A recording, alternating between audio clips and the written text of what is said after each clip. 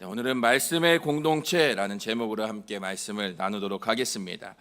미국의 한 신학교 교수님이 이제 강의를 시작하면서 학생들에게 이런 질문을 던졌습니다. 성경이 하나님의 말씀이라고 믿는 사람 손 들어보세요. 많은 학생들이 손을 들었습니다. 이번에 이어서는 그럼 요즘 인기 있는 작가의 신간 책을 읽어본 사람 한번 손 들어보세요 했더니 또 많은 학생들이 손을 드는 겁니다. 마지막으로 질문을 하나 더 던지는데요. 그러면 이 자리에 있는 여러분들 중에 성경을 처음부터 끝까지 읽어보신 분 손 들어보십시오 했더니 얼마나 많은 학생들이 손을 들었을까요? 거의 손 드는 학생이 없었다라고 합니다. 이 교수님은 학생들에게 이어서 이렇게 말을 했습니다. 인기 작가의 책을 읽고 싶어하는 이유를 이해합니다. 그러나 만약 정말로 성경이 하나님이 쓰신 책이라고 믿는다면 그 책을 읽고 싶지 않겠습니까? 오늘 설교를 시작하면서 이 교수님이 했던 그 질문을 한번 그대로 제가 해보겠습니다. 성경이 하나님의 말씀이라고 믿으십니까? 최근에 베스트셀러 혹은 유명한 최근에 노벨 문학상을 받은 한강 작가의 책, 이런 책을 읽어보신 적이 있으신가요? 책을 안 읽으시나요? 이러면 안 되는데, 그죠? 일반 책도 안 보는데 성경은 더 안 보네. 그래요. 그러면 요즘 인기 있는 드라마는 보시나요? 네, 드라마는 보시는군요. 성경을 전체를 처음부터 끝까지 읽어보신 분, 또 매일매일 지금도 성경을 읽고 계신 분 계신가요? 아멘. 네. 안 읽어도 이때는 그냥 아멘 하시는 거예요. 그렇죠? 네. 우리는 지난주 교회는 모이는 공동체임을 함께 나누었습니다. 교회는 함께 모여서 하나님을 예배하는 공동체입니다. 오늘은 교회는 말씀의 공동체임을 함께 나누고자 하는데요. 교회가 함께 모이는 공동체인데 모여서 뭐 하냐? 좋은 프로그램을 가지고 또는 마음이 맞는 사람들끼리 같이 놀고 먹고 즐거워하는 그런 곳이 아닙니다. 교회는 하나님의 말씀 앞에 함께 모인 사람들이라 할 수 있습니다. 그래서 우리가 드리는 이 예배 가운데 가장 중요한 것은 하나님 앞에, 하나님의 말씀 앞에 모여서 함께 말씀을 듣는 것, 이것이 가장 중요합니다. 오늘 우리가 읽은 이 느헤미야서의 말씀, 이 본문의 말씀은 이런 교회의 모습을 잘 보여주고 있는데요. 바벨론의 포로로 끌려갔던 이스라엘 백성들이 이제 고향으로 돌아오게 됩니다. 그리고 무너진 예루살렘 성벽을 다시 세우고 성벽이 다 세워지고 난 뒤에 백성들이 모이게 됩니다.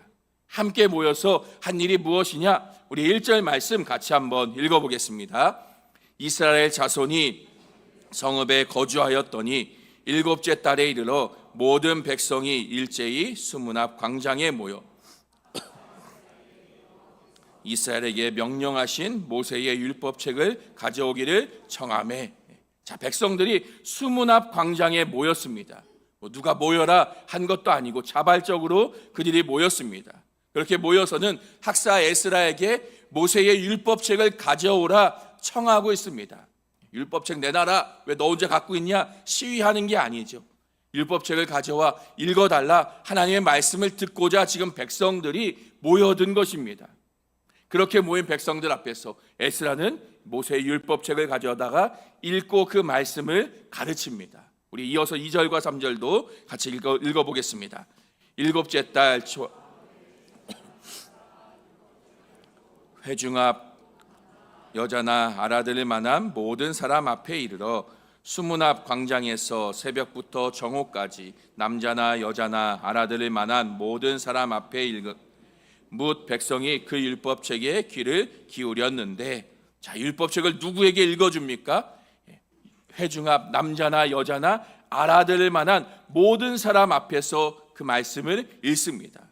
알아들을 만한 모든 사람이 그 앞에서 말씀을 듣고 있는 것이죠. 그러니까 예배의 자리는 알아들을 만한 나이가 되면 나와 말씀을 듣는 것입니다. 몇 살부터 그러면 알아들을 수 있는 나이인가요? 사람은 몇 살부터 알아듣습니까? 돌만 지나도 그죠? 알아들을 수 있죠. 물론 완벽히 이해할 수는 없지만 돌만 지나도 많이 양보해도 2돌에서 3돌만 지나도 듣고 이해할 수 있는 나이가 됩니다.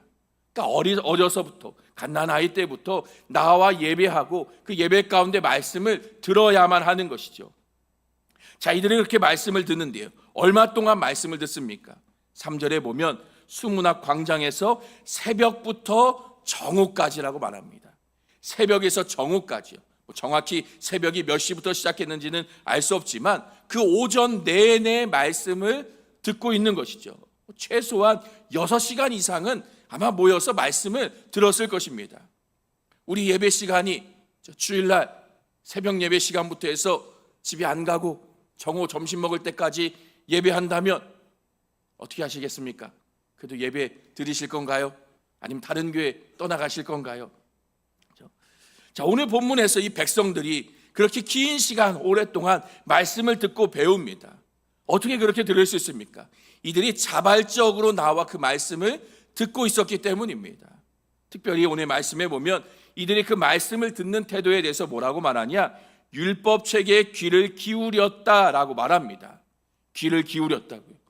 그 말씀을 듣는 가운데에 마음을 집중해서 주의 깊게 들었다라는 것이죠. 말씀을 듣고자 하는 그 의지적인 태도, 들으려고 하는 그런 자세를 가지고 있었음을 보여주는 것입니다. 제가 청소년 사역할 때에 청소년들 예배에 나오는 아이들 보면 대부분 아이들 그렇죠. 예배에 별로 관심도 없고요. 예배 시간에 오자마자 잠잘 자세를 벌써 취하고 앉아 있고, 또 예배 시간 내내 핸드폰 하거나 딴짓하는 게 청소년 아이들 대부분입니다. 왜 그러겠습니까? 억지로 부모님이 가라 그래서 억지로 끌려 나오고 갈 데 없어서 심심해서 놀러 오고 이런 아이들이다 보니까 예배 시간 별로 중요하게 여기지도 않고 또 말씀을 듣고자 하는, 또 예배를 드리려고 하는 그런 태도도 없는 거죠.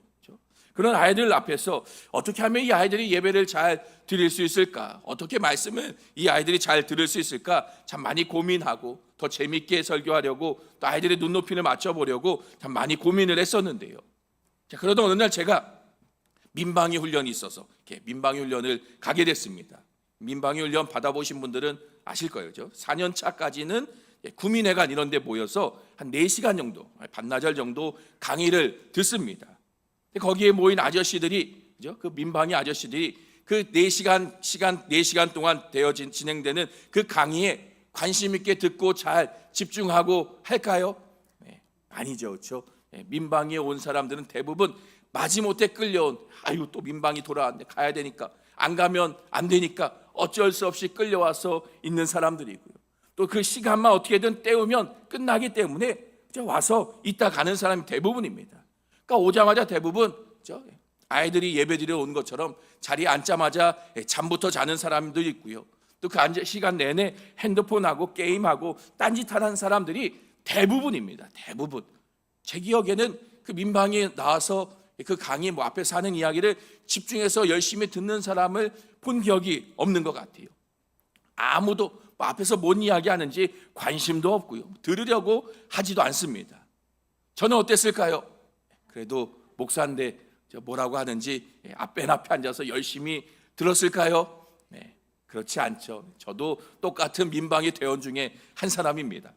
저도 앉아서 어떻게 하면 시간이 빨리 갈까? 그냥 핸드폰 보다가 혹시라도 배터리 달면 안 되니까 충전기, 배터리, 보조 배터리도 챙겨가고 핸드폰 게임하다 인터넷 하다가 언제 끝나나 시간만 보고 있던 게 저의 모습이기도 했습니다. 그렇게 앉아있던 중에 문득 저의 마음에 그런 생각이 들더라고요. 예배에 나오는 아이들의 마음이 이렇겠구나. 설교가 재미있든 재미없든 그 내용이 유익하든 유익하지 않든 사실 아이들의 입장에선 별로 그게 중요한 게 아니죠. 왜냐? 처음부터 예배를 드릴 그런 마음이 없이 나와 있으니까요. 그 마음의 문제인 것이죠. 예배에 대한 사모하는 마음도 없고 말씀을 들으려는 의지도 없으니까요. 나오자마자 잠이나 자려고 하고 예배 시간 내내 딴짓하다 언제 끝나나 시계만 보다 가는 게 아이들의 모습이었던 것입니다. 우리의 예배는 어떻습니까? 우리는 지금 어떤 마음을 가지고 이 예배 자리에 앉아 계십니까? 이 예배 가운데 정말 말씀을 듣고자 하는, 예배를 드리려고 하는 그런 의지와 마음을 가지고 있습니까? 아니면 그냥 매주 나오는 거 습관처럼 앉아있다 돌아갈 생각이나 하고 있고, 혹은 배우자가 가자 그랬으니까 억지로 끌려 나와서 앉아있다. 언제 끝나나 시계만 보고 있지는 않습니까? 우리 안에 예배 자리에서 말씀을 듣고자 하는 그 의지가 있기를 소망합니다. 말씀을 듣기 위해서 사모하는 마음으로 예배 자리에 나올 수 있길 소망합니다. 물론 말씀을 잘 전해야 되는 저의 책임이 크죠, 그렇죠? 말씀을 지루하게 하고 졸리게 하고 하면 그건 저의 부족함과 저의 모자람이죠. 죄송한 마음이 큽니다. 그렇죠? 졸지 않게 재밌게 말씀을 잘 전해야 하는데 참 부족한 것 같아요. 그러나 그 이전에 나의 마음의 상태가 어떠한가, 내가 정말 말씀을 듣고자 하는 그런 마음과 태도를 가지고 있는가, 우리는 스스로를 살펴보아야만 하는 것입니다. 자, 그러면 오늘 말씀의 백성들은 그 말씀을 듣고자 하는데, 그 말씀을 요구하였는데요. 자, 그리고 나서 무엇을 하느냐? 우리 8절 말씀 같이 한번 읽겠습니다. 하나님의 율법책을 낭독하고 백성에게 그 낭독하는 것을 다 깨닫게 하니, 율법책을 낭독하여 주고 그 뜻을 해석하여 깨닫게 합니다. 말씀을 듣기만 하는 게 아니라 백성들이 알아들을 수 있도록 설명하여 주고 있는 것이죠. 우리가 느헤미야 8장을 보면 이 깨닫다라는 말이 여러 차례 반복됩니다. 이 깨닫다라는 말의 의미가 뭐냐? 단순히 어떤 지식이나 정보를 아는 게 아닙니다. 올바르게 이해하고 그것에 대해서 스스로 분별할 수 있을 만큼 알게 되는 것, 그것을 의미합니다. 그러니까 지금 에스라가 말씀을 읽어주고 가르쳐주는 가운데에 말씀을 백성들이 듣기만 하는 게 아니라, 듣고 그냥 이런 내용이 있구나 거기서 그치는 게 아니라, 그 말씀이 의미하는 바가 무엇인가를 백성들이 이해하게 되었고, 또 이 말씀을 가지고 이제 내가 어떻게 살아야 되는가 스스로 그것을 분별하고 판단할 수 있을 만큼 알게 되었다라는 것입니다. 이것이 우리의 교회 안에서 이루어져야 하는 말씀 사역의 모습인 것이죠. 자, 그런데 여기서 하나 더 주목할 점은요, 그 일을 에스라 혼자서 한 게 아니었습니다. 우리 바로 앞에 있는 7절의 말씀도 같이 한번 읽어보겠습니다. 예수아와 바니와 야민과 악굽과 사부대와 호디야와 마아세야와 그 요사밧과 하난과 블라야와 레위 사람들은 백성이 제자리에 서 있는 동안 그들에게 율법을 깨닫게 하였는데, 지금 많은 사람의 이름이 나열되고 있죠. 지금 에스라와 함께 이 많은 사람들, 여러 사람들이 백성들에게 그 율법을 가르치며 깨닫게 하고 있습니다. 에스라 혼자 한 게 아닙니다. 말씀의 사역은 한 사람이 혼자서만 가르치는 일이 아닙니다. 여러 사람이 함께 감당하는 공동체적인 사역인 것이죠. 지금 우리로 말한다면 강단에서 설교하는 저 혼자 말씀을 가르치는 것이 아니라, 우리 교회 안에 저 말고도 있는 우리 교역자분들, 목사님, 전도사님들, 그들이 함께 말씀을 가르치는 자들이고요. 또 더 나아가서 우리 목장의 소그룹 안에서 말씀을 함께 나누고 그것을 인도하는 목장장들, 그분들도 말씀을 같이 가르치는 역할을 하는 그런 사람들인 것이죠. 우리가 말씀을 듣고 배우는 일에 있어서 우리가 예배 시간에, 이 한 시간에 듣는 설교만으로는 사실 부족합니다. 말씀의 능력이 부족해서가 아니라 전하는 자의 부족함과 또 듣는 우리의 부족함 때문에 이 한 시간 전해지는 설교만 가지고는 우리의 삶이 변화되어지고 그 말씀을 바르게 이해하고 깨닫는 데에 부족함이 있는 것입니다. 또 설교는 일방적으로 선포되어지는 시간이니까요. 앉아서 듣기만 해야 하니까 다시 말씀을 듣는 가운데 생겨나는 어떤 질문이나 궁금한 것들, 그러면 그 말씀을 내 삶에 어떻게 적용해야 하는가 하는 그런 의문들에 대해서 그것을 답을 찾기가, 그렇죠? 질문해서 그러면 이 답은 무엇인가요? 묻기가 어렵죠. 그렇죠? 예배 시간에 설교한 중에 갑자기 누군가 손을 들고 그런데요 목사님 질문이 있는데요 하면 어떻게 되겠습니까? 그렇죠? 제가 중등부 청소년 사역할 때 그런 친구가 있었어요. 설교 시간인데 꼭 그 친구는 중간에 손을 들고 목사님 근데요 목사님 이건 왜 그런 거예요? 설교 시간에 자꾸 질문을 해가지고 예배의 흐름을 끊는 친구들이 있었는데요. 설교 시간은 사실 우리가 질문할 수 없지 않습니까?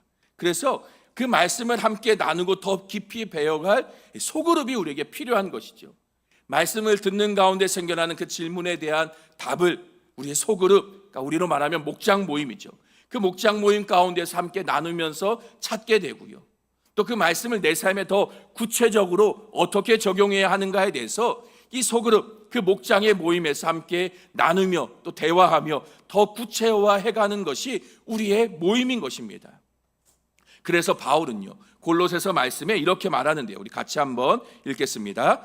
그리스도의 말씀이 너희 속에 풍성히 거하여 피차 가르치며 권면하고 시와 찬송과 신령한 노래를 부르며 감사하는 마음으로 하나님을 찬양하고, 말씀을 가르치고 나누는 일이 누군가의 특별한 일이 아니라 모든 성도들이 함께 서로를 향해서 감당해야 하는 일임을 바울은 말하고 있습니다. 오늘 본문에서 그 에스라 곁에 서서 함께 서서 말씀을 가르쳤던 사람들처럼요, 우리는 서로가 서로에게 말씀을 나누고 권면하는 관계가 되는 것이죠. 그 자리가 바로 목장 모임의 자리이고 성도의 교제의 자리입니다. 들은 말씀, 또 내가 혼자 읽고 공부하는 가운데에 또 깨달은 말씀과 그 은혜들, 또 궁금한 것들, 목장의 모임 가운데에 또 성도의 교제 가운데에 그 말씀들을 함께 나누고 함께 대화하는 가운데에 서로가 서로에게 말씀을 가르치고 권면하는 그런 관계가 되어져 가는 것입니다. 그래서 설교만 들을 때보다, 혼자 말씀을 읽을 때보다 더 함께 풍성한 말씀의 은혜들을 배우고 알아가게 되고요, 더 구체적으로 삶에 적용하며 살아갈 수가 있게 되는 것이죠. 그렇게 우리의 삶이 말씀 안에서 변화되어져 가는 것입니다. 그래서 폴트립이라는 신학자는 말씀에 대해 이렇게 말을 합니다. 제가 한번 읽어드리겠습니다. 말씀이 당신을 가르친다는 것은 당신에게 은사를 주신 창조주의 형상대로 말씀이 당신을 재창조한다는 것이다. 우리가 음식을 먹으면 그저 맛만 보고 끝나는 게 아니죠. 그 음식을 씹어 삼키면 그것이 소화되면서 우리의 몸을 건강하게 자라게 합니다. 사람의 몸을 형성하는 양분이 되는 것이죠. 말씀의 역할이 그렇습니다. 우리는 그저 말씀을 듣는 것을 넘어서서 말씀을 배우고 묵상하고 또 그것을 깨닫고 함께 나누고 그 말씀대로 살아감을 통해서 이 말씀이 나를 재창조, 나를 새롭게 하도록 하는 것이죠. 말씀은 그렇게 우리의 삶을 존재적으로 변화시키는 양식과도 같습니다. 자, 오늘 말씀에서도요, 그렇게 백성들이 말씀을 깨달았을 때 어떤 변화가 일어나는가, 우리 9절 말씀도 같이 읽어보겠습니다. 백성이 말씀을 듣고 다 우는지라. 백성들이 말씀을 듣고 어떻게 합니까? 다 우는지라. 그 말씀 앞에 울고 있습니다. 왜 울고 있을까요? 말씀을 가지고 말씀을 전하고 가르친 자가 막 혼내서 속상해서 울었을까요? 옛날 목사님들 중에는 설교 시간에 혼내는 목사님들도 있었죠. 그렇죠? 오늘 말씀에서 백성들이 운 이유, 혼나서 우는 게 아니죠. 성경은 왜 이들이 울고 있는가 구체적으로 설명하지는 않습니다. 그러나 말하지 않아도 우리는 이 백성들이 우는 이유를 알 수가 있죠. 그 말씀을 통해서 자신들의 죄를 깨달았기 때문이에요. 그들이 눈물을 흘리며 애통해한 것입니다. 이것이 말씀이 우리에게 주는 변화, 그 첫 번째인 것이죠. 말씀은 우리로 하여금 깨달아 우리의 죄를 보게 하고 알게 합니다. 전에는 죄인 줄 알지 못하고 행하던 그것들이 이제는 죄인 줄 알게 되는 것이죠. 그렇기 때문에요, 온전한 말씀이 선포된다면 억지로 혼내지 않아도 말씀을 통해서 자신의 죄와 잘못을 발견할 수밖에 없습니다. 내가 죄인이구나, 내 안에 잘못이 있구나, 나 안에 문제가 있구나. 온전한 말씀이 선포될 때마다 우리는 그 죄를 발견하고 깨닫는 것입니다. 사도행전 2장에도 보면 성령이 임하셨을 때에 그 많은 사람들 앞에서 베드로가 말씀을 전하고 가르칩니다. 그 베드로의 말씀을 듣고 난 사람들의 반응이 어떻습니까? 그들이 마음에 찔려하여서 우리가 어찌할꼬 베드로에게 질문합니다.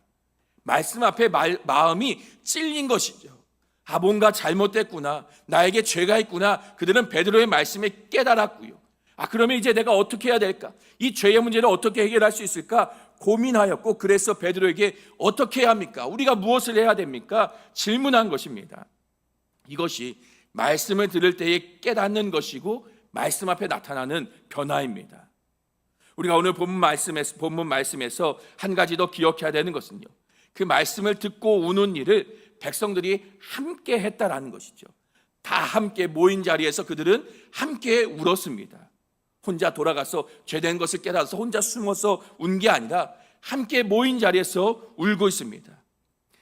참된 말씀의 공동체는요, 그렇게 자신의 죄를 그 깨달음 앞에서 뉘우치고 회개함을 부끄러워하지 않고 숨기지 않고 서로 드러내는 것입니다. 서로의 연약함과 그 죄 앞에 함께 서서 함께 회개의 자리로 나아가고요, 또 함께 울어주고 서로를 위로하고 그 죄 가운데서 돌이키며 변화되기를 위해 함께 힘쓰는 것이 참된 공동체, 참된 교회, 그 말씀의 공동체의 모습인 것입니다. 앞으로 미래의 교회의 소망은 소그룹에 있습니다. 소그룹의 모임이 활성화되고 그 안에서 말씀으로 깊은 교제가 이루어지는 교회는 점차 미래에도 앞으로도 부흥하게 될 것입니다. 이미 지금 시대에도 벌써 소그룹이 잘 되는 교회들이 부흥하고 있는 것을 보게 됩니다.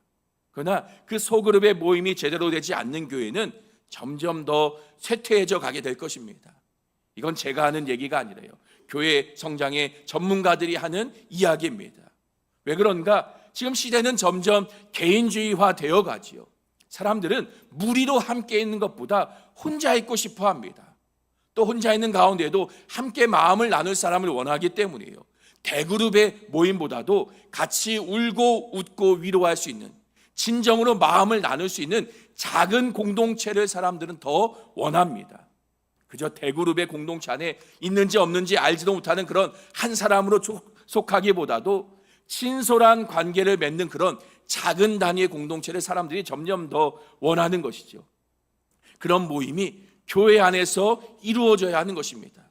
교회 안에서 더욱더 대그룹으로 모이는 이 예배의 시간, 물론 이것도 중요하지만 우리가 작은 공동체로 모이는 소그룹의 모임, 그 목장의 모임과 같은 그런 모임에서 말씀 안에서 함께 나누고 위로하고 서로를 감싸주고 할 수 있는 그런 모임이 이루어져야 교회가 점점 계속하여 부흥하고 자라가게 되는 것이죠. 말씀 안에서 자신의 죄를 솔직하게 고백하고요, 또 그런 가운데 서로의 부족함을 감싸주고 위로하고 함께 그리스도 안에서 변화되며 자라가는 그런 공동체가 우리는 되어야 합니다. 교회 안의 성도의 교제 가운데에, 그 목장의 모임 가운데에 그저 내 부족함을 숨기고 감추기만 급급하다면요, 그것은 올바른 공동체의 모습이 아닙니다. 우리의 교회가, 우리의 목장의 모임이 정말 진솔한 공동체의 모임이 될 수 있길 소망합니다. 그저 일주일에 1시간 마지못해 모여서 도장만 찍고 돌아가는 그런 자리가 아니라요, 정말 말씀 안에서 모든 것을 나눌 수 있는, 또 그렇게 서로 깊이 교제하며 가족 같은, 아니 가족보다 더 깊은 관계가 우리의 공동체의 모임이 될 수 있기를 소망합니다. 자, 이렇게 말씀은 죄를 깨닫게 하고요, 우리를 울게 합니다. 그러나 거기서 끝이 아닙니다. 말씀이 주는 또 다른 변화가 무엇인가? 10절 말씀 같이 한번 읽어보겠습니다. 10절 말씀, 느헤미야가 또 그들에게 이르기를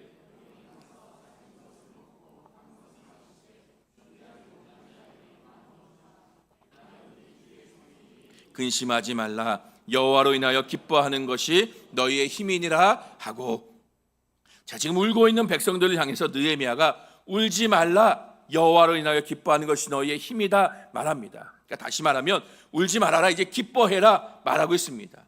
왜 그렇게 말하는가? 말씀의 목적이 단순히 죄를 깨닫고 우는 데 있지 않기 때문입니다. 말씀의 목적은 죄를 깨달아 우는 데서 끝난다면 그것은 절망뿐이죠. 그러나 죄를 깨달아서 하나님의 은혜와 자비를 바라보며 주 안에서 우리가 변화되어질 수 있음을, 주의 은혜 안에서 우리가 새롭게 되었음을 아는 것까지 나아가는 것입니다. 그렇게 참된 회개와 기쁨으로 나아가는 것, 이것이 말씀의 목적인 것이죠. 지금 오늘 말씀에서 느헤미야는 이날은 주의 성일이다 라고 말하고 있습니다. 지금 이날이 무슨 날인가? 우리가 앞에 2절 말씀에 보면 7째 달 초하루로 이날은 나팔절입니다. 나팔절은 나팔을 부는 날인데요, 왜 나팔을 부느냐? 다가올 속죄일이 얼마 남지 않았음을 알리고자 나팔을 부는 것이죠. 그럼 속죄일은 무슨 날인가요? 1년에 한 번 대제사장이 모든 백성의 죄를 대속하기 위해서 지성소로 들어가는, 하나님 앞에 나아가는 가장 은혜로운 날이 속죄일입니다. 그리고 이 속죄일이 지나면 초막절이 시작되는데요, 애굽에서 구원하신 하나님의 은혜 안에서 광야 가운데서도 만나와 메추라기로 먹이시고 돌보셨던 하나님의 그 풍성한 은혜, 구원하시고 축복으로 채워주시는 하나님의 은혜를 기억하는 축제의 날이 초막절입니다. 그러니까 하나님께서 죄를 용서하여 주시고 하나님의 백성으로서 모든 것을 채우시고 돌보심을 알게 돼 기억하는 그 기쁨의 날이 다가오고 있는 것이죠. 이렇게 말씀은 우리를 기뻐하게 만듭니다. 죄를 깨달아 비통함을 주지만 동시에 하나님의 그 죄를 용서하심과 구원하신 그 축복의 은혜를 깨달아 기뻐하도록 우리를 만드는 것이죠. 그리고 그 기쁨은요, 나 혼자 기뻐하는 게 아닙니다. 함께 기뻐하며 그 기쁨을 흘려보내며 함께 나눕니다. 우리 12절 말씀도 같이 한번 읽겠습니다. 모든 백성이 먹고 마시며 나누어 주고 크게 즐거워하니 이는 그들이 그 읽어 들려준 말을 밝히 알미라. 우리가 앞에 읽었던 10절 말씀에 보면 느헤미야는 백성들에게 가서 먹고 마시는데 준비하지 못한 자에게는 나누어 주라고 명령합니다. 지금 백성들이 그 명령대로 지금 순종하고 있는 것이죠. 말씀 안에서 기쁨이 자신의 것을 함께 나누는 사랑으로 흘러가는 것입니다. 형편이 어려워서 지금 이 절기의 음식을 준비하지 못한 이웃들을 향해서 내 것을 나누어 주며 함께 그 기쁨을 누리고 있는 것이죠. 이렇게 말씀의 기쁨은요, 구체적인 나눔으로 우리를 행동하게 만듭니다. 우리가 사도행전에서 초대교회 성도들의 모습도 그러하지 않았습니까? 그들은 날마다 함께 모여서 말씀을 듣고 배웠고요, 또 자신의 가진 것을 함께 나누는 공동체를 이루었습니다. 교회 안에 말씀을 통해 일어나는 당연한 모습이 이러한 모습인 것입니다. 죄사함을 받은 기쁨을 누리고 그 기쁨은 우리로 하여금 옆에 있는 이들과 내 것을 함께 나누도록 우리를 변화시키는 것입니다. 오늘 본문의 말씀에서 백성들은 곧 오게 될 그 속죄일로 인해서 기뻐하였습니다. 하나님의 속죄와 그 은혜를 생각하며 기뻐하였습니다. 그러나 이 속죄일은 완전하지 않았습니다. 이들은 매년 해마다 동물을 잡아서 또다시 제사를 드리고 또 속죄일을 지켜야만 했습니다. 그러나 우리의 예수님이 오셔서 완전한 속죄를 행하십니다. 친히 속죄 제물이 되어주셔서 십자가에서 모든 피를 쏟으시고요, 예수님께서 단번에 드린 그 제사로 인해서 우리의 모든 죄가 용서함을 받고 하나님의 은혜의 자리에 거하게 하셨습니다. 속죄일은 구약의 율법과 구약의 말씀들은 이러한 예수님이 행하실 일들을 예표하는 일인 것이죠.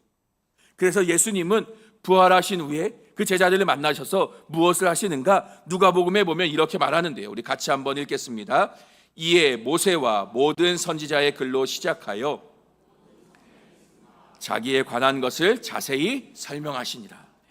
부활하신 후에 제자들에게 나타나셔서 그들에게 모세와 모든 선지자의 글로 시작하여 모든 성경에 쓴 바 자기에 관한 것을 자세히 설명하십니다. 그러니까 성경을 가져다가 모세가 쓴 글로부터 시작해서, 그러니까 창세기부터 시작해서 구약의 모든 성경을 가지고 이것들이 예수님에 대해서 이야기하고 있음을 가르쳐주고 계신 것입니다. 그러니까 쉽게 말하면 말씀을 읽고 해석해주는 지금의 설교, 성경 공부를 제자들에게 해주신 것이죠. 성경의 모든 말씀은요, 예수 그리스도에 관한 것입니다. 모든 성경의 말씀은 예수 그리스도를 가리키고 있습니다. 그래서 우리가 성경을, 이 말씀을 읽고 들을 때마다 우리는 예수님을 보게 되고 알게 됩니다. 우리가 말씀을 듣는 가운데에 예수 그리스도께서 행하신 십자가의 그 구원과 그 죄사하심, 또 우리의 행하신 놀라운 그 은혜들을 우리는 말씀을 통해 깨닫고 배워가는 것이죠.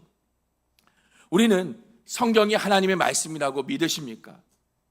그러면 우리가 공동체 안에서 함께 말씀을 읽고 듣고 나누는 이 시간을 더욱더 소중히 여길 수 있길 바랍니다. 또 내가 개인적으로 말씀을 읽는 그 시간 또한 우리가 귀하게 여길 수 있기 바랍니다.